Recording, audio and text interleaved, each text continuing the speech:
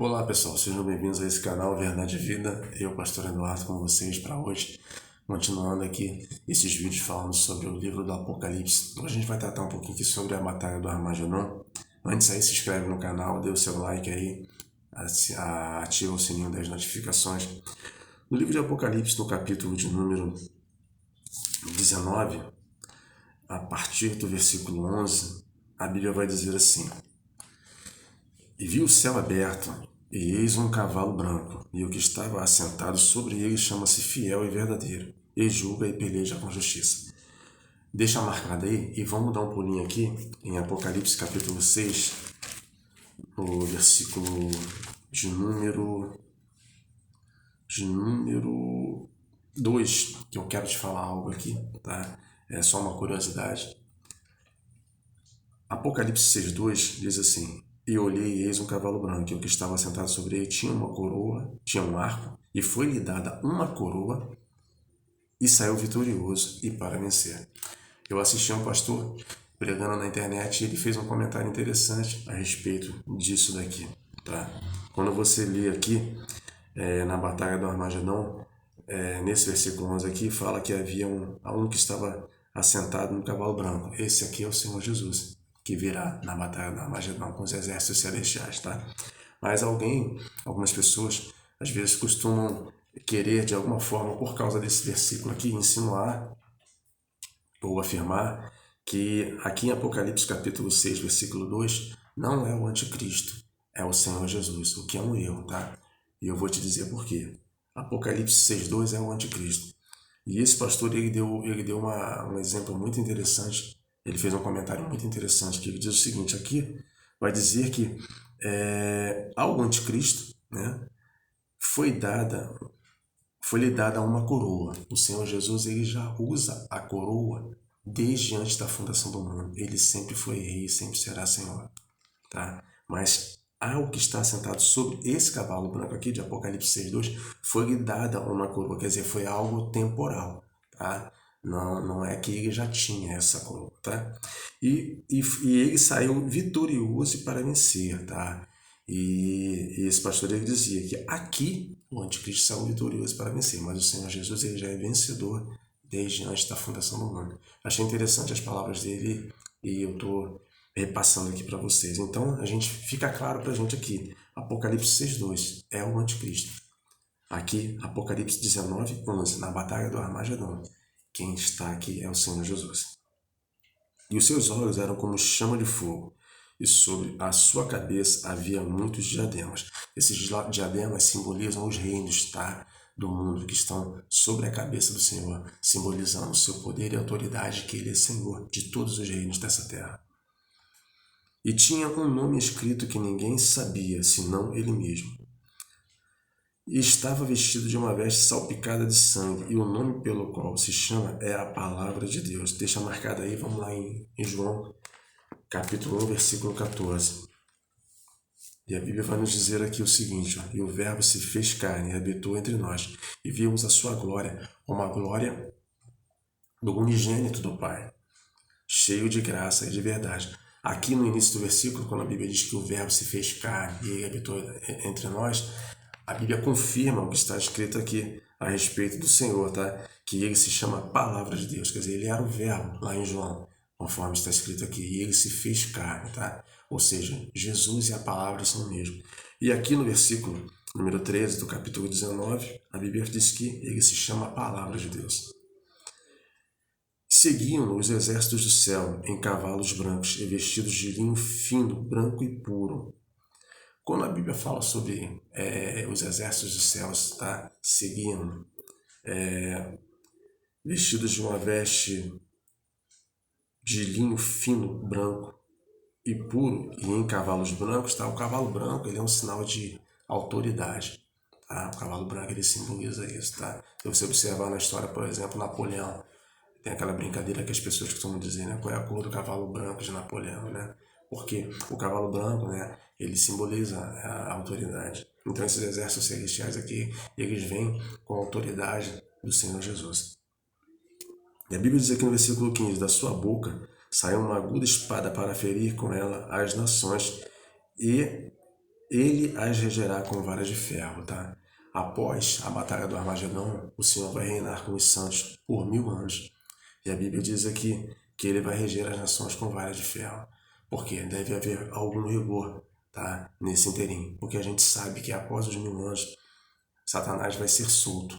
Ele vai ser libertado do abismo. Ele vai estar numa prisão preso por 1000 anos, tá? E a Bíblia diz que após o milênio, os 1000 anos, ele vai sair novamente a enganar as nações para preparar, né, um exército para tentar entrar em Jerusalém para fazer guerra contra o Senhor. Isso está aqui no livro de Apocalipse, no capítulo de número 19, no versículo 7.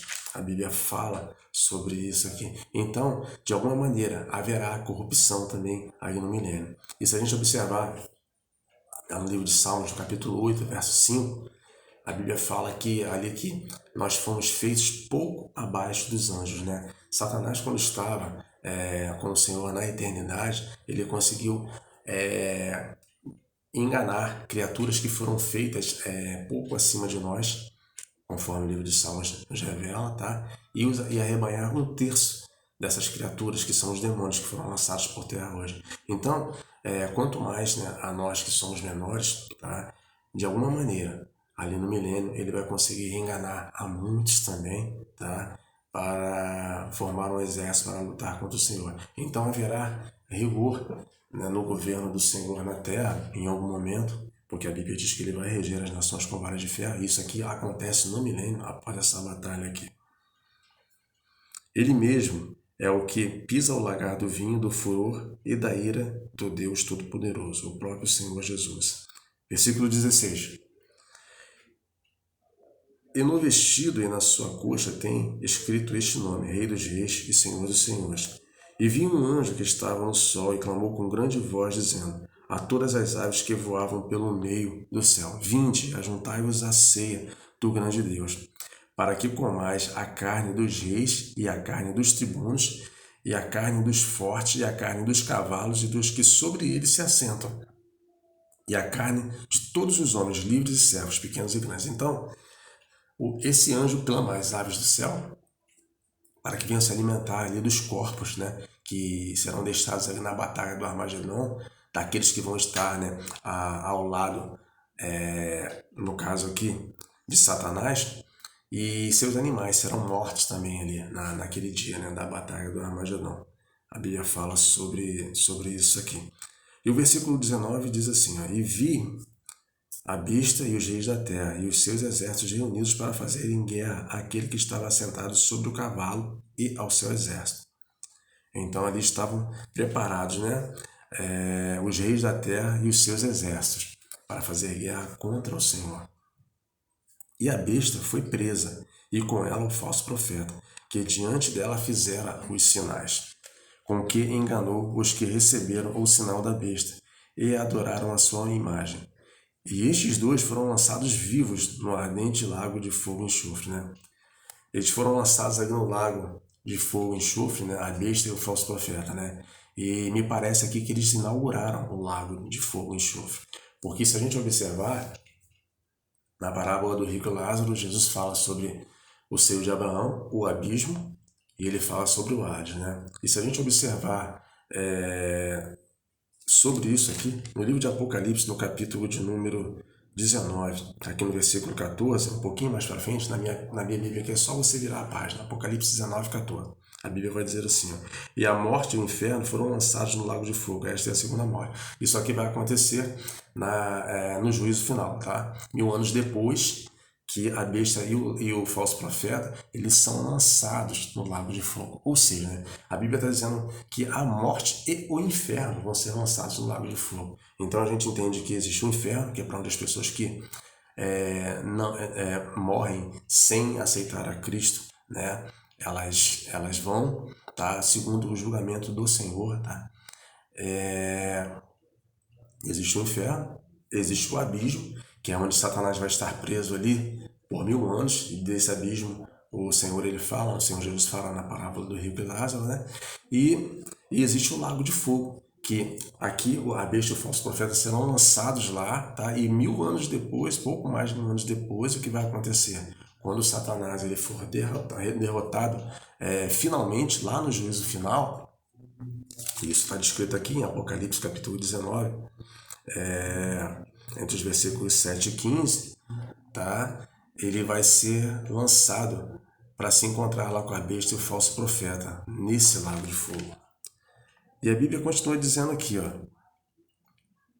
e os demais foram mortos com a espada que saía da boca daquele que estava sentado sobre o cavalo, ou seja, com a espada do Senhor, né? E todas as aves se fartaram das suas carnes. É interessante a gente observar que eu entendo que nenhum selo foi aberto, nenhuma trombeta foi tocada ainda, nenhuma taça foi derramada. Mas o Senhor, ele hoje, nos nossos dias, ele começa a nos dar uma amostra de um desses sinais, tá? Eu vou deixar um link aqui na descrição, tá? Existem várias partes do rio Eufrates que elas estão secando, tá? Por causa de algumas barragens que foram construídas ao longo do seu leito. E a Bíblia fala aqui, ó, se você voltar um pouquinho, no capítulo 16, versículo 12, a Bíblia vai falar aqui sobre o sexto anjo. E o sexto anjo derramou a sua taça sobre o grande rio Eufrates, e a sua água secou-se para que ele preparasse o caminho para os reis do Oriente. Ou seja, na batalha do Armagedon que a gente leu aqui, o que vai acontecer, tá? Esse anjo vai derramar a sua taça e o Eufrates vai se secar para quê?